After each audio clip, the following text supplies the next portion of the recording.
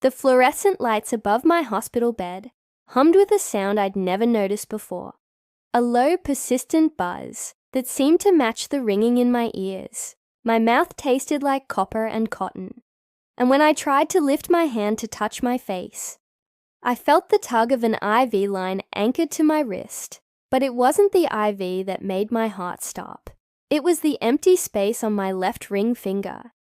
I stared at my hand, pale, swollen from the fluids they'd been pumping into me, and blinked slowly, trying to make sense of what I was seeing, or rather, what I wasn't seeing. The gold wedding band I'd worn for 17 years. The ring David had slipped onto my finger in a small chapel in Vermont. His hand shaking because he was so nervous, he thought he'd drop it. Gone. I turned my head carefully. Everything hurt, a deep, bone-level ache that radiated from my abdomen. And that's when I saw the envelope, white, legal-sized, sitting on the rolling table beside my bed, propped against a plastic water pitcher. My name was written on the front in handwriting I didn't recognize. Neat. Professional. Cold. I don't know how long I stared at it before my hand moved on its own, reaching out despite the sharp pull in my side, despite the way my vision blurred at the edges. My fingers brushed the paper and I pulled it closer. Inside were documents. Legal documents. The words swam in and out of focus, but certain phrases cut through the fog like glass. Petition for dissolution of marriage. Irreconcilable differences, division of assets, and at the bottom, a signature, David's signature, dated 2 days ago, the day I'd been unconscious, the day I'd been fighting for my life, normal life.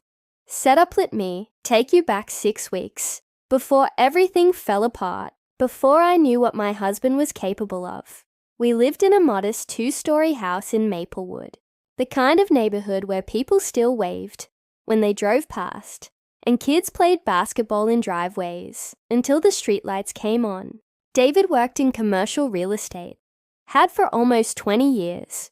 I taught 4th grade at Lincoln Elementary, the same school our daughter Emma had attended before she left for college. Emma, God, just thinking about her made my chest tight. She was finishing her junior year at Oregon State, studying environmental science, calling home every Sunday like clockwork. She didn't know yet, didn't know any of this. David and I had been comfortable. That's the word I'd use. We weren't newlyweds anymore. Didn't hold hands at the movies or leave love notes on the bathroom mirror. But we were solid, or so I thought. We had dinner together most nights, usually something simple, pasta or grilled chicken. And we'd talk about our days. He'd tell me about difficult clients or zoning disputes. I'd tell him about classroom chaos, or which kid finally understood fractions. On weekends, we'd work in the garden together.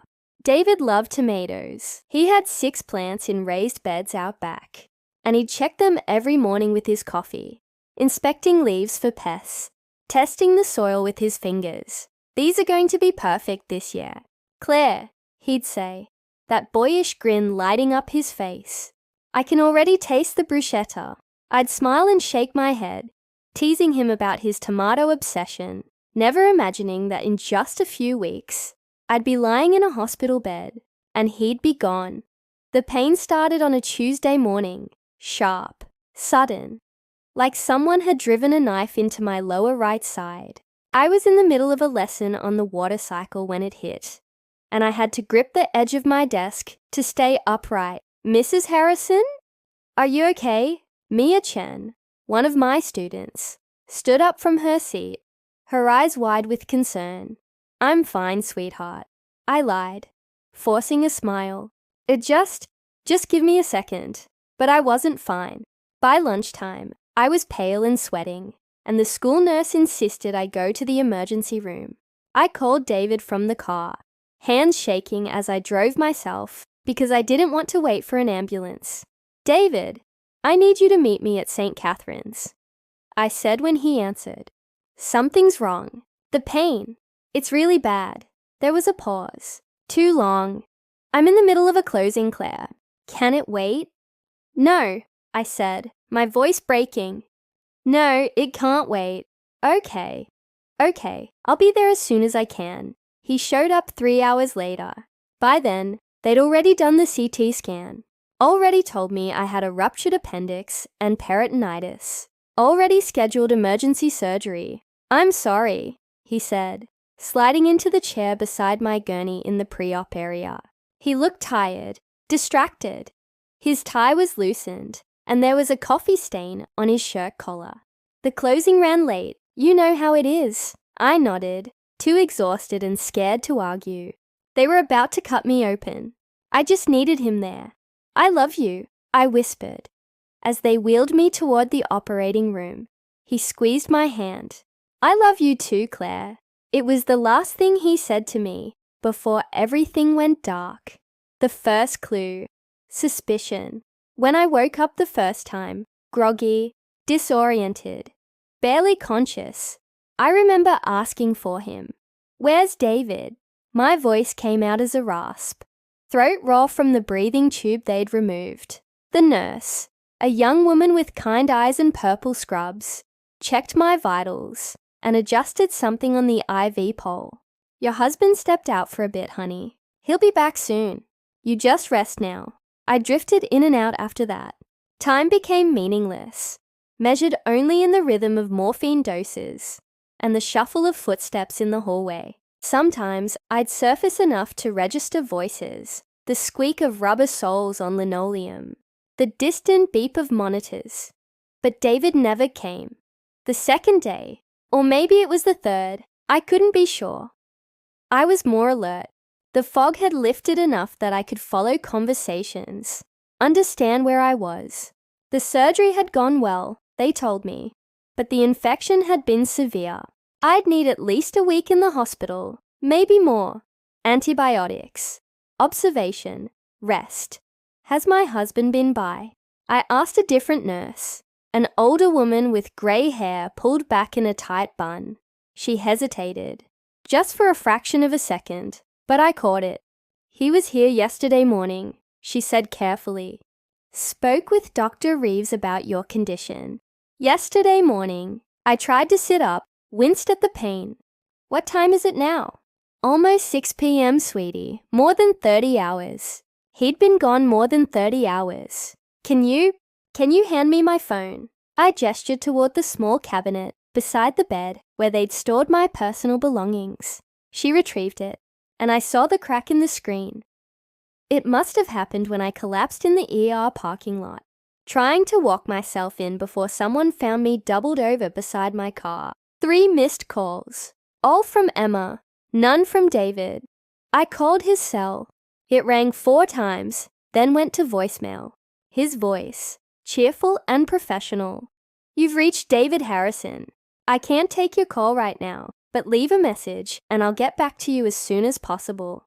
David, it's me, I said, hating how weak I sounded. I'm awake. I'm okay. Can you please call me back? I just want to hear your voice. I waited. 1 hour, 2 hours.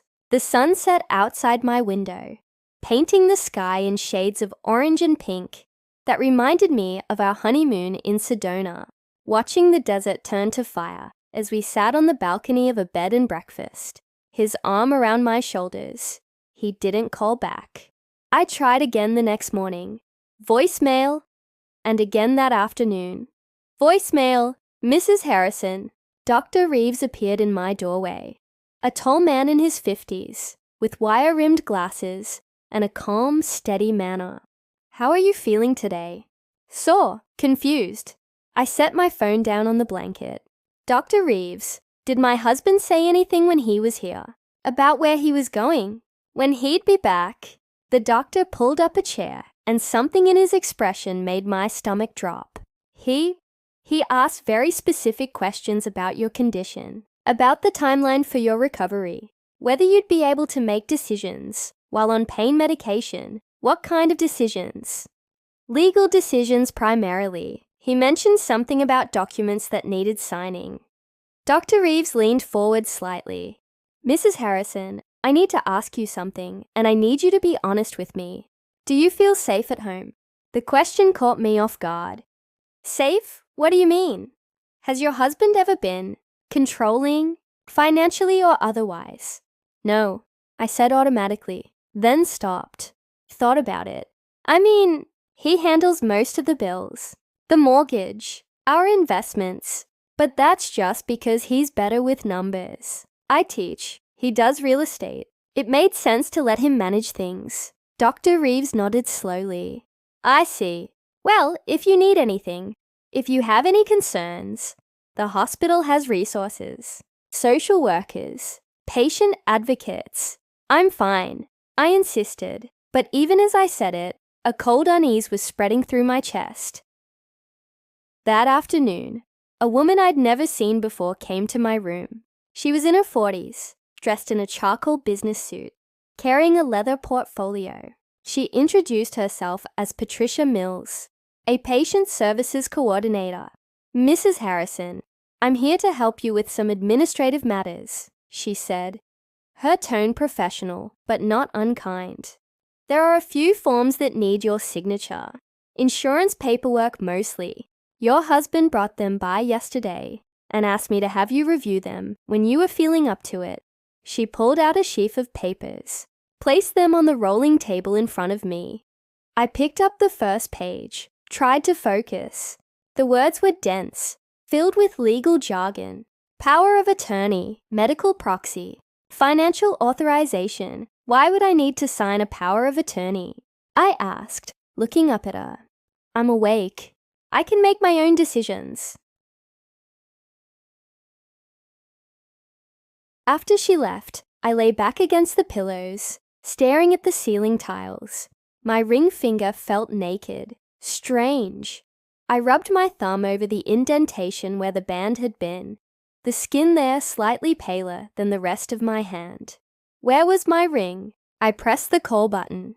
When the nurse arrived, I asked her to check my belongings again. Maybe they'd removed it during surgery for safety, stored it somewhere. She looked through the small plastic bag. Wallet, keys, earrings. No ring. Sometimes jewelry gets logged separately, she said. Let me check with the OR staff. She came back 20 minutes later, shaking her head. I'm sorry, Mrs. Harrison. There's no record of a wedding ring in your intake inventory. Are you sure you were wearing it when you came in? I never take it off, I whispered. That night, I barely slept. Every time I closed my eyes, I saw David's face in the pre-op area. The way he'd squeezed my hand.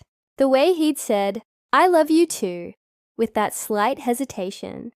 Like he was reading from a script. Had I imagined that pause? Was I looking for problems where there weren't any? But the missing ring, the unsigned forms, the days of silence, something was wrong. The next morning, it was a Saturday, I think, because the hospital felt quieter, fewer people in the halls. I called Emma. I'd been putting it off, not wanting to worry her, but I needed to hear her voice. Needed some connection to the life I'd had before all of this. Mom, she answered on the second ring, breathless. Oh my God, I've been so worried. I called Dad like 5 times, and he kept saying you were sleeping, that you needed rest. How are you? What happened? I'm okay, sweetheart, I said, trying to sound stronger than I felt.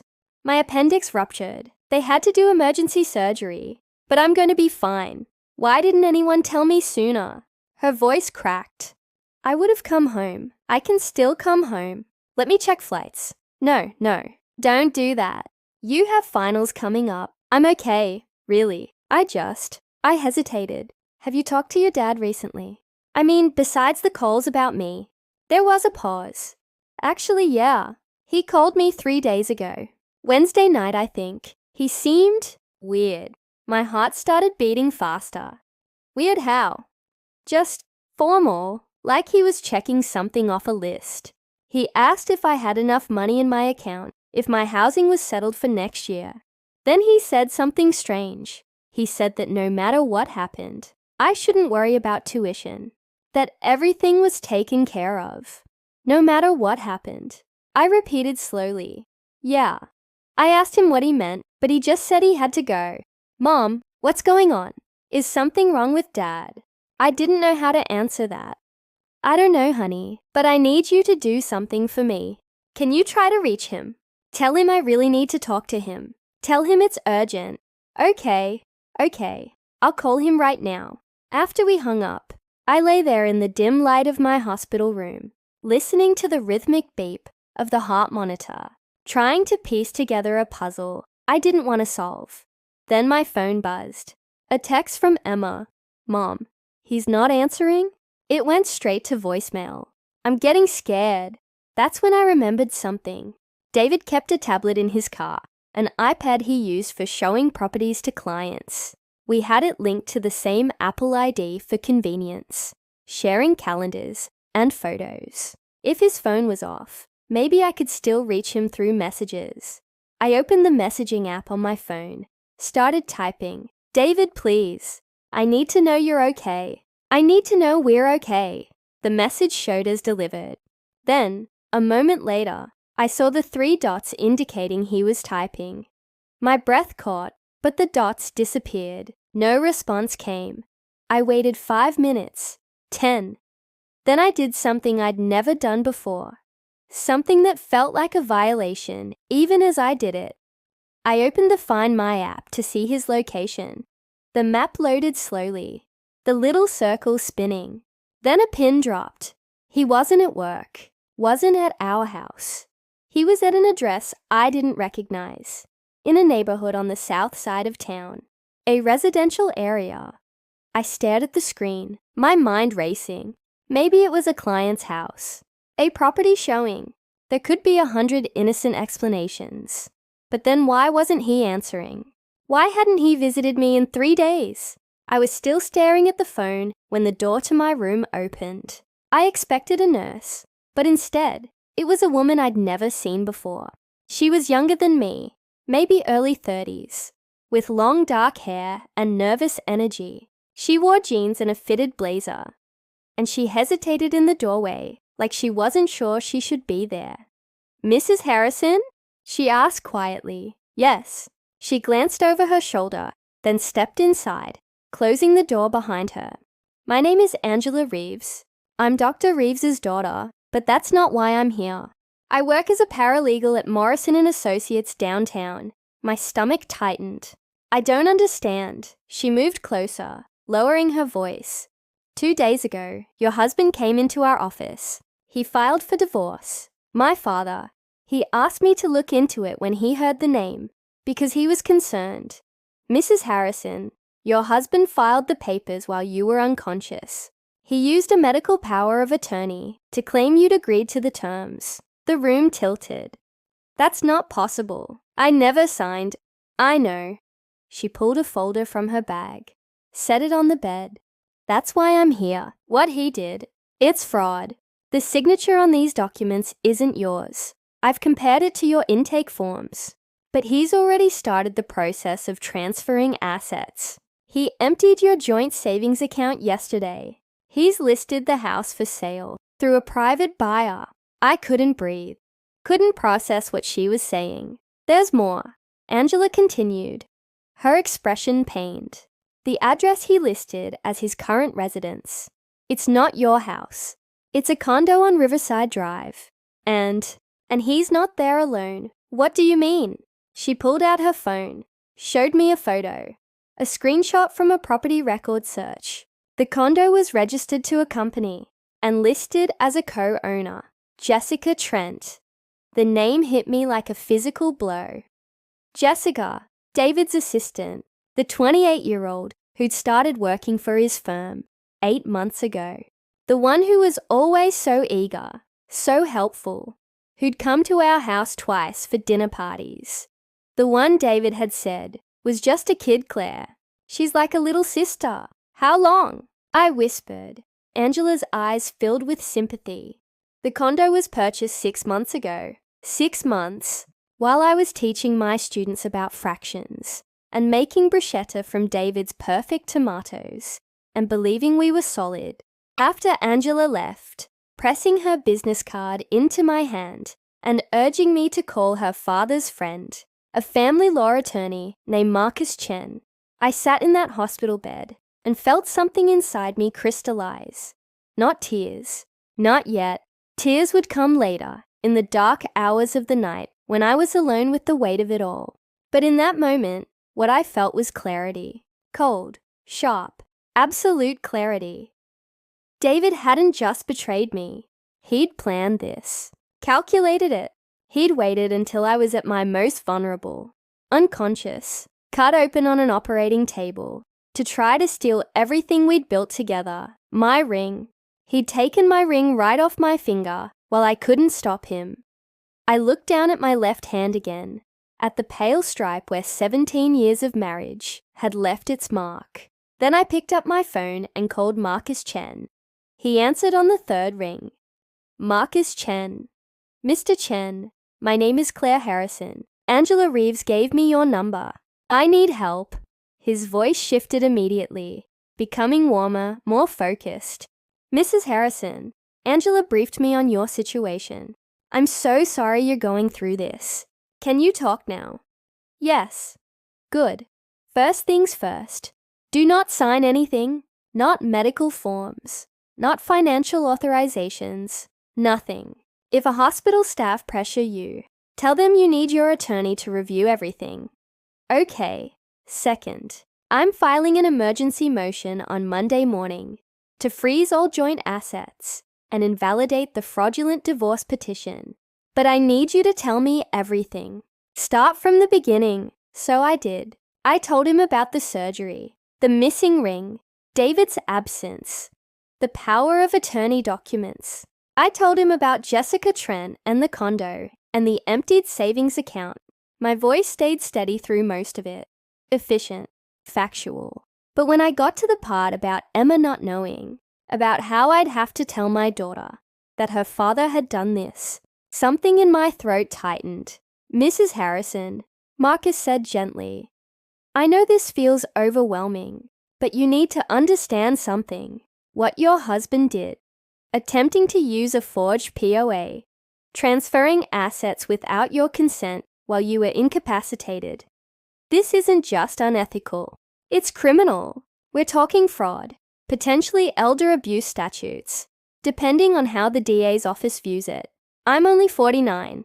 I said automatically. Doesn't matter. Exploitation of someone during a medical crisis falls under the same protective laws. If you want to pursue this criminally, we can involve the police. I closed my eyes. Did I want that? Did I want David arrested? 24 hours ago, I would have said no. Would have said that despite everything, he was still Emma's father, still the man I'd loved for nearly 2 decades.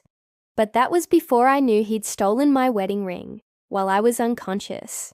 Before I knew he'd been living with another woman for 6 months, while kissing me goodnight and asking about my day. Yes, I said. I want to pursue everything, criminal and civil. All right, I'll coordinate with the DA's office. In the meantime, I need you to do something for me. Do you have any way of recording conversations? My phone has a voice memo app.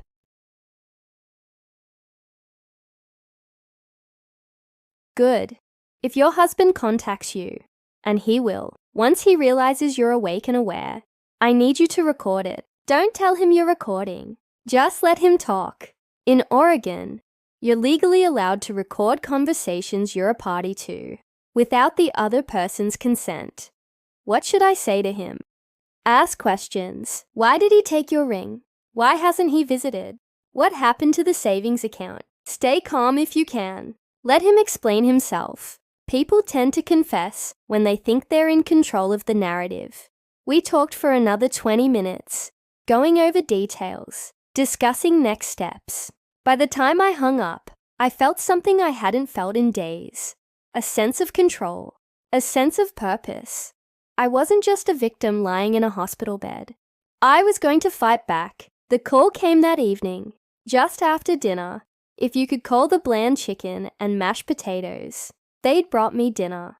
I'd barely touched it. My stomach too knotted with anxiety and anger to eat. When my phone lit up with David's name, my heart lurched.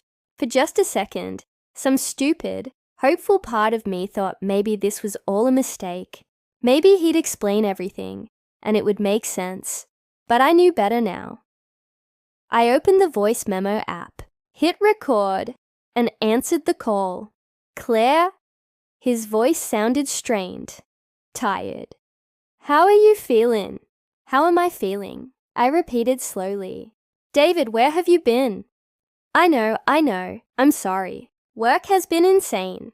We're closing 3 properties this week. And you took my ring. Silence. Long enough that I thought the call had dropped. Then, what? My wedding ring. It's gone. I woke up from surgery, and it wasn't on my finger. Claire, they probably removed it in the OR. That's standard procedure. There's no record of it in my belongings. I checked. The nurses checked. It's not here. I kept my voice level, but my hand was shaking. Where is it, David? Another pause. When he spoke again, his tone had changed, became defensive, almost cold. I don't know what you want me to say. Maybe you lost it before you went into surgery. You were pretty out of it in the ER. I never take off my ring. You know that. People forget things when they're in pain, Claire. When they're scared, maybe. Did you file for divorce? The silence that followed was absolute. I could hear my own heartbeat in my ears. Could hear the distant sound of a PA system in the hospital corridor. Who told you that? He asked finally. Answer the question. Claire, listen. Did you file for divorce while I was unconscious? It's complicated. It's a yes or no question, David. He exhaled sharply. Yes, I filed. But you need to understand. This has been coming for a long time. We've been growing apart for years. You know we have. I almost laughed. Would have. If the sound wouldn't have come out broken. So you waited until I was in surgery. Until I couldn't say no? It wasn't like that. Then what was it like? Explain it to me. Explain how you stood next to my bed, took my ring off my finger while I was unconscious, and filed papers claiming I'd agreed to this. I didn't take your ring. Where's our savings account, David? The one with $43,000 in it. Another long silence. I needed to secure some assets, he said finally. For both of us. To make sure the transition was fair. My voice cracked. You stole from me while I was fighting for my life, and you're talking about fair. Don't be dramatic, Claire. You're going to be fine. The doctors said. How do you know what the doctors said? You haven't been here. You haven't called. You haven't. I stopped, took a breath. Who's Jessica Trent? The quality of his silence changed. Became heavier. She's my assistant. You know that. Is she more than your assistant? Claire, are you living with her? This conversation isn't productive. Are you living with her, David? Yes or no? Yes. The word came out flat, final. Yes, I am. I don't remember much about the rest of that conversation. David said something about how he'd moved on, and how I deserved to know the truth, and how we could handle this like adults. I remember the way his voice took on that reasonable, measured tone he used with difficult clients. Like I was a problem to be managed, a deal to be closed. I hung up while he was mid-sentence. Then I played the recording back, my hands trembling so badly I almost dropped the phone. His voice, tinny and distant through the speaker, confessing to everything. The divorce filing, the savings account, Jessica. I forwarded it to Marcus Chen with a simple message. Got it. His response came back within minutes. Perfect. Don't engage with him again without me present. I'll have the emergency motion filed by Monday morning. You did great, Claire. I didn't feel great. I felt hollowed out, but I also felt something else, something fierce and burning that I couldn't quite name. It wasn't until later that I recognized it for what it was. Righteous anger. Marcus worked fast. By Monday afternoon, a judge had issued a temporary restraining order, freezing all joint assets and preventing David from selling the house or making any major financial decisions without court approval. The fraudulent divorce petition was suspended pending investigation, and the district attorney's office had opened a case, file for fraud and financial exploitation. But the real consequence, the one that mattered most to me, came from somewhere I didn't expect. Emma arrived on Tuesday morning. She'd ignored my protests about finals and caught the first flight from Portland. I heard her before I saw her. The rapid click of her shoes in the hallway, moving fast, urgent. Then she burst through the door, her face pale and streaked with tears, her backpack still slung over one shoulder. "Mom." She dropped everything and came to the bed, wrapping her arms around me as carefully as she could, mindful of the IV lines and incision. "Mom, I'm so sorry. I'm so sorry I wasn't here. Baby, it's okay. It's not okay." She pulled back, and I saw something in her eyes I'd never seen before. Not anger, fury. "I talked to Dad. I called him after you told me what happened, and he tried to lie to me, Mom. He said you were confused from the medication, that you were misremembering things." My chest tightened. "Emma, so I drove to the house, our house, to get some of your things to bring to the hospital." Her voice shook. There was a realtor's lockbox on the door. He'd changed the locks. I couldn't get in. I called him, and he said the house was in transition and I should stay out of it. I closed my eyes. "Sweetheart, I'm sorry you had to—" "I'm not finished." Emma straightened, wiping her face. I went to his office, made a scene in the lobby until he agreed to see me. And you know what he said? He said this was between him and you, and that I was too young to understand adult relationships. She was breathing hard now, her hands clenched into fists. So I asked him about Jessica, asked him how long he'd been cheating, and he didn't even deny it, Mom. He just got this look on his face like I was being inconvenient, like I was a client asking too many questions. Her voice dropped to something cold and controlled. Then he said, and I'll never forget this, he said, "Your mother and I grew apart. These things happen. You'll understand when you're older." A tear slid down my cheek. "Emma, you don't have to—" I told him I never wanted to see him again. She said it simply, factually. I told him that what he did to you while you were in surgery, stealing from you, trying to divorce you while you were unconscious, that was unforgivable, and that when I get married someday, he won't be there. When I have kids, he won't meet them, because I don't want my children to know what kind of man their grandfather is. My daughter, my fierce, beautiful daughter, who'd inherited my stubbornness and her father's determination, who was willing to burn a bridge to stand beside me. He tried to guilt me," she continued, "said I was choosing sides and throwing away our relationship over a misunderstanding. But it's not a misunderstanding, is it, Mom?" "No," I whispered. "It's not." She climbed onto the bed beside me, carefully arranging herself so she wasn't touching any of my injuries, and rested her head on my shoulder, like she used to do when she was little and scared of thunderstorms. "We're going to be okay," she said softly. "You and me, we don't need him." The story spread faster than I expected. Small towns are like that. Everyone knows everyone, and secrets don't stay buried for long.